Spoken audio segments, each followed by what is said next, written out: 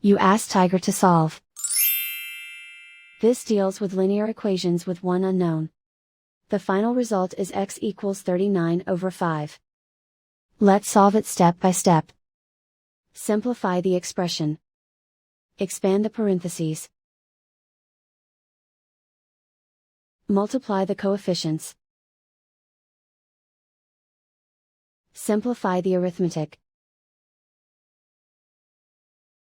Group all constants on the right side of the equation. Subtract 6 from both sides. Simplify the arithmetic.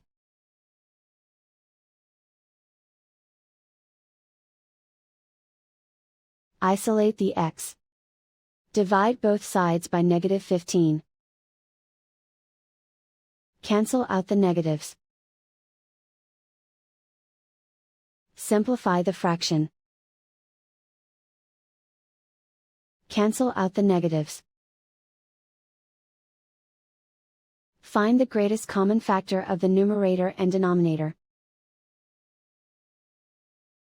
Factor out and cancel the greatest common factor. And so the final result is x equals 39/5.